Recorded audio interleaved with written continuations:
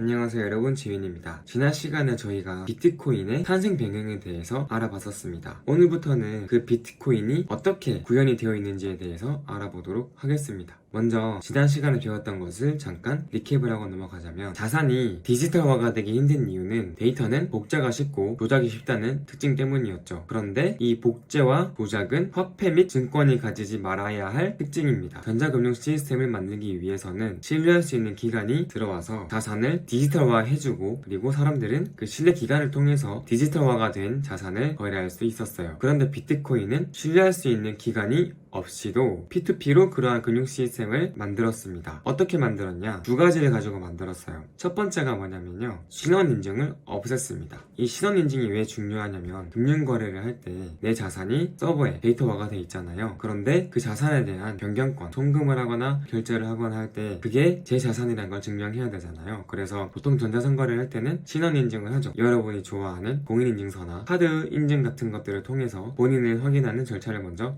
가집니다. 그런데 본인 인증을 하기 위해서는 먼저 신원 인증 기관에다가 제 정보를 줘야 돼요. 그래서 신원 인증 기관에 제 정보를 맡기고 등록을 해야지만 전자상거래에 참여할 수가 있었습니다. 그런데 이런 인증 기관이 중간에 들어오게 되면 금융거래를 자유롭게 할 수가 없죠. 왜냐면 거래를 하려면 먼저 신원 인증을 해야 되니까요. 그래서 사토시 나카모토는 첫 번째로 전자 서명을 통해서 이러한 신원 인증 과정을 없앴습니다. 누구나 지갑 프로그램만 깔면 그 지갑 프로그램을 통해서 주소를 만들어서 거래를 할 수가 있는 시스템을 만들었어요. 이렇게 신원 인증은 없앴습니다. 그런데 신원 인증만으로 막을 수 없는 게 있어요. 그게 뭐냐면 이중 지불 문제라는 겁니다. 영어로는 더블 스펜딩 프로블럼인데요. 즉 어떤 자산을 거래를 할 때 그 자산의 소유주만 거래를 할 수 있게 만들어줬다고 해도 그 소유주가 같은 자산을 송금하는 트랜잭션을 2번 이상 발생시킬 수가 있죠. 그랬을 경우에 둘 중 뭘 인정할 거냐라는 문제가 발생합니다. 자기가 가지고 있는 자산을 가지고 이 시스템을 공격할 수가 있는 거예요.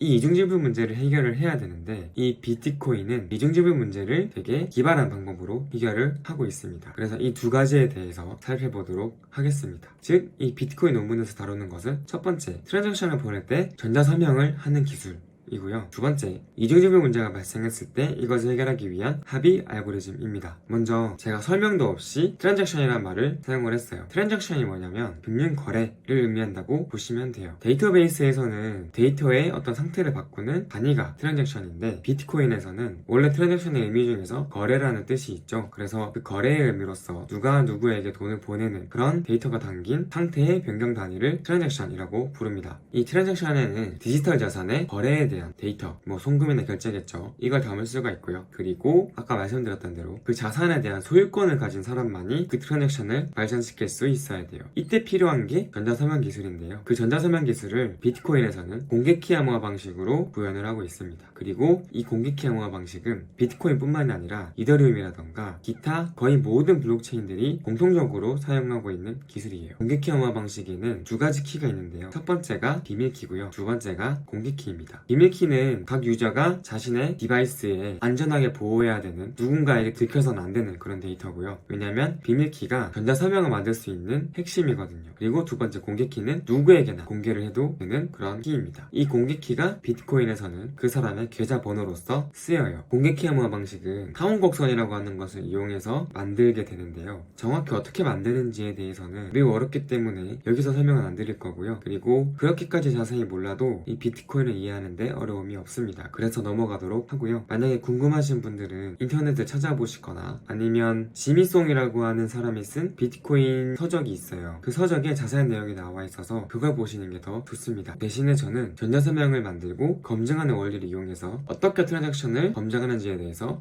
말씀을 드릴 거예요. 우리가 이해해야 될 건 여기에 있는 이 그림입니다. 어떤 원본 데이터가 있다면 이 원본 데이터를 비밀키로 암호화를 해서 전자서명을 얻을 수가 있어요. 이 전자서명은 비밀키에 대응되는 공개키를 이용해서 검증할 수가 있는데요. 검증을 했을 때 3이 나오면 이 전자서명은 이 비밀키를 가진 사람이 만든 거구나 라는 걸 알 수 있는 거고요. 거짓이 나왔다면은 이 공개키에 대응되는 비밀키를 만든 서명이 아니란 얘기입니다. 그러면 이 공개키 암호화 방식을 통해서 어떻게 트랜잭션을 검증하는지를 알아볼게요. 그 전에 여러분이 먼저 알아야 될 게 있습니다. 그게 뭐냐면 암호학적 해시 함수, 크립토그래픽 해시 펑션이라고 하는 거예요. 줄여서 해시 함수라고도 부르고요. 이 해시 함수는 어떤 임의의 데이터를 일정한 길이의 문자열로 바꿔주는 단방향 함수예요. 단방향 함수는요, 어떤 입력값을 통해서 출력값을 도출해내긴 쉬운데 출력값을 가지고 입력값을 찾기는 매우 어려운 함수를 의미합니다. 예를 들어서 이 그림을 볼게요. 입력값이 fox예요. 이걸 해시 함수에 넣어서 나오는 출력값은 이렇게 생긴 문자열입니다. 이 해시 함수는요, fox라는 입력값을 넣으면 항상 이런 출력값을 도출해내지만 이 출력값을 보고 인풋값을 추론하기가 매우 어려워요. 그냥 불가능하다고 보시면 됩니다. 그리고 The red fox jumps over the blue dog 이라고 하는 문자열을 해시 함수에 넣게 되면은 역시 이러한 같은 길이의 문자열을 얻게 돼요. 나머지 over를 over로 바꿔도 같은 길이의 문자열이 나오게 되고요. 조금씩 바꿔서 해시 함수에 넣어도 같은 길이의 출력값이 나오는데 이 출력값이 다 다르죠. 그리고 완전히 다릅니다. 무슨 말이냐면 over에서 v를 u로만 바꿨는데 이 출력값은 완전하게 달라져 있죠. 거의 유사도를 찾아볼 수가 없습니다. 그렇기 때문에 우리가 이 출력값만 보고 인풋값을 추론해내기가 매우 어려워요. 이 출력값을 보고 인풋값을 알아내는 방법은 얘는 단방향이기 때문에 얘를 보고 얘를 알 수는 없거든요. 그래서 인풋값을 아무거나 계속 넣어보면서 이 출력값이 나올 때까지 넣어보는 방법을 써야 됩니다. 그러한 방법을 브루트포스, 한국말로는 무차별 대입법이라고 불러요. 그리고 입력값이 조금만 바뀌어도 출력값이 이렇게 완전하게 바뀌는 것을 아발란체 이펙트, 눈사태 효과라고 부릅니다. 그리고 마지막으로 기억하실 건 어떤 입력값을 넣으면 항상 같은 출력값을 도출해낸다는 점이에요. 즉 그렇다면 이 입력값을 아는 사람들은 이 해시 함수에 이 입력값을 넣었을 때 어떤 출력값이 나올지를 알겠죠. 이걸 기억하고 다시 돌아와 봅시다. 우리가 전자서명을 만들 때는 먼저 트랜잭션을 해시 함수에 넣어서 해시값, 즉 출력값을 얻어요. 그리고 이 해시값을 비밀키로 암호화를 해서 전자서명을 얻습니다. 그리고 사용자는 비트코인 네트워크에 이 트랜잭션 원본과 그리고 전자서명을 같이 보내요. 그러면 이 비트코인 네트워크에서는 트랜잭션을 같은 해시 함수를 써서 해시 값을 얻어냅니다. 이 해시 함수가 같다면 이 해시 값도 같겠죠. 왜냐면 해시 함수는 같은 인풋에 대해서 같은 출력값을 도출해내니까요. 같은 해시 값을 얻은 다음에 공개 키를 가지고 이 전자서명이 이 해시 값으로부터 나왔는지를 검증합니다. 그래서 참이면 이 사람이 이 공개 키에 대응되는 비밀 키를 가지고 있는 사람이 맞구나. 그러면 이 트랜잭션은 유효한 트랜잭션이구나. 그래서 처리를 해줄 거고요. 만약에 거짓이 나오게 된다면 이 트랜잭션은 유효한 트랜잭션이 아니므로 그냥 버리게 됩니다. 즉, 이 비밀 키를 가지고 각 유저는 자신의 자산에 대한 소유권을 증명할 수가 있어요. 그리고 그 자산의 상태를 변화시키는 단위는 트랜잭션이다 라고 이해하시면 됩니다. 그런데 아까 처음에 제가 뭐라 그랬죠? 이 전자서명만으로는 막을 수 없는 문제가 있다고 했습니다.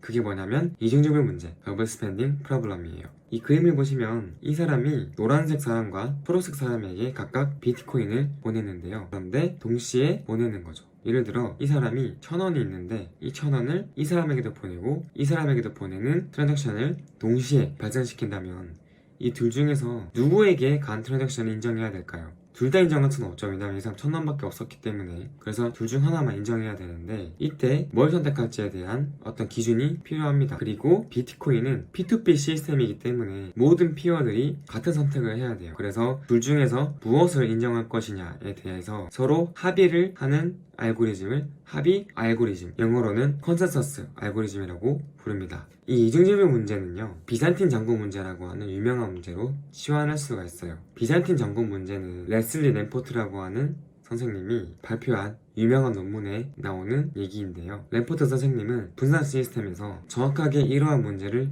해결하기 위한 해법을 제시하기 위해서 비잔틴 장군 문제를 예를 들어서 설명을 하고 있어요. 문제는 이런 겁니다. 비잔틴 제국군이 적군의 도시를 공격하려고 해요. 이때 제국군은 여러 부대로 나뉘어져 있고요. 부대들이 한꺼번에 성을 공격해야지만 함락시킬 수가 있습니다. 그리고 이때 이 각 부대는 전령을 통해서 소통을 하게 됩니다. 그런데 이 각 부대를 이끄는 장군들 중에서 배신자가 있을 수가 있어요. 그래서 배신자가 이 부대의 공격, 즉 합의를 방해한다면 이 비잔틴 제국군의 공격은 실패할 수가 있습니다. 이러한 상황에서 배신자가 아닌 나머지 장군들이 힘을 합쳐서 저 성을 공격하기 위해선 어떻게 해야 될까에 대한 문제에 대해서 고민을 했던 거죠. 지금 이 문제는 이중지불 문제라고도 볼 수가 있죠. 춤직한 장군들은 앨리스에게 보낸 트랜잭션을 인정하려고 하는데 배신자들이 밥에게 보낸 트랜잭션을 인정하도록 방해를 하는 거예요. 그런 상황을 어떻게 막을 것인가 와 정확하게 대응이 되죠. 그리고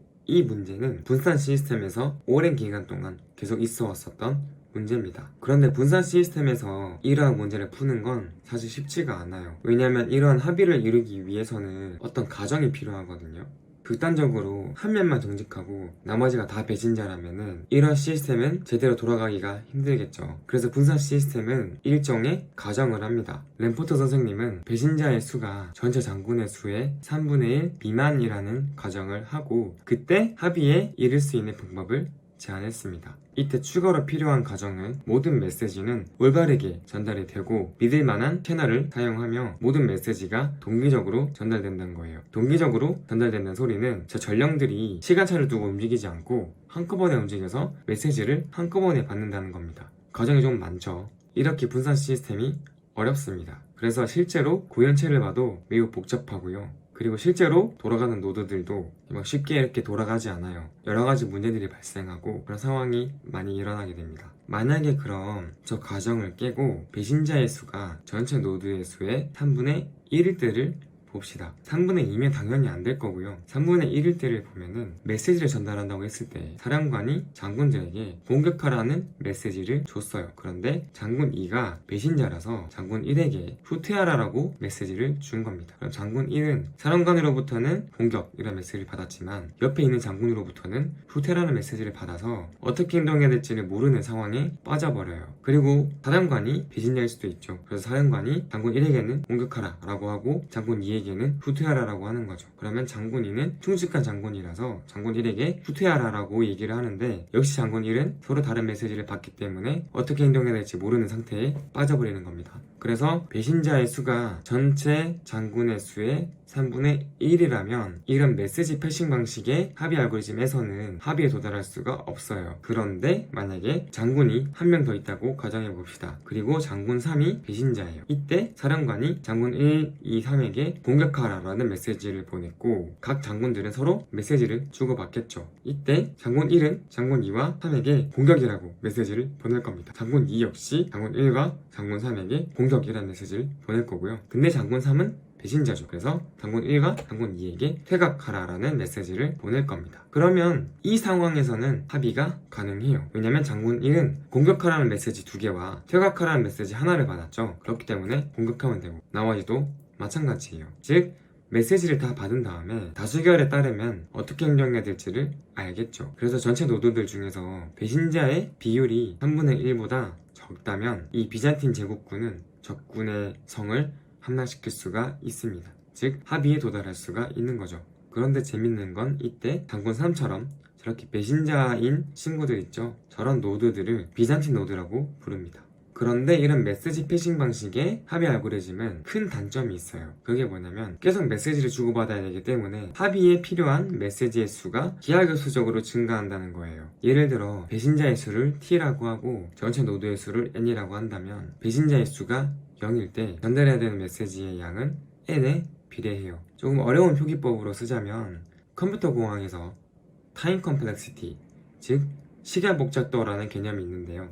그걸 라지오의 형태로 표현하는 표기법이 있습니다. 이 라지오로 표현하는 시간 복잡도는요, 그냥 그 안에 있는 그 변수에 비례한다는 소리예요. 여기서는 t가 0일 때 전달해야 되는 메시지의 수가 n에 비례한다는 거예요. 전체 노드의 수에 비례한다는 거고요. t가 1이면 배신자가 1명이면은 5의 n 제곱이 됩니다. 즉 전달해야 되는 메시지의 수가 제곱이 된 거예요. t가 2라면 세제곱이고 3이라면 4제곱이라서 n이 크고 t가 크면은 저 메시지의 수가 기하급수적으로 증가하죠. 그러한 단점 때문에 이러한 시스템은 n을 마구 늘리지 못합니다. t는 알 수가 없죠. t는 시스템이 돌아가고 나서 정해지는 값이고 n은 미리 정할 수 있는데 n이 늘어나면 t가 늘어날 때 저렇게 시스템에 부하가 많이 걸리기 때문에 n을 많이 늘리지 않아요.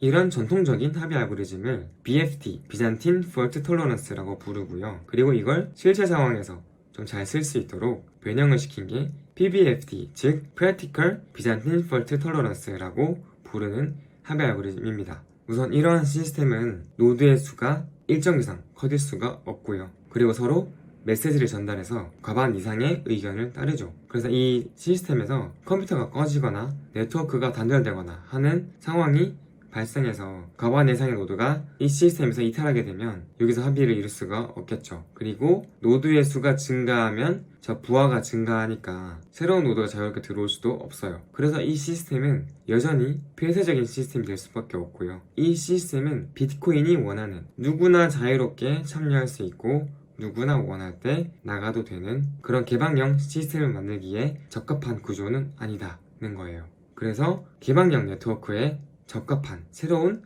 합의 알고리즘이 필요합니다. 그것이 여러분들이 많이 들어보셨던 POW라고 하는 방식의 최고로 사용하는 합의 알고리즘이에요. 그 합의 알고리즘에 대해서는 다음 시간에 좀 더 자세히 알아보도록 하겠습니다.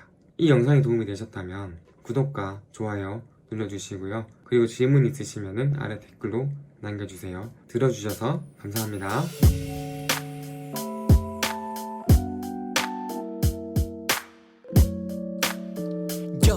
It's for you. 한 발짝 왜 못 다가가는지 하나도 따라 못하겠네. 제게 가르침 느린 게 좋은 거래 보담 나도 캠에 배부리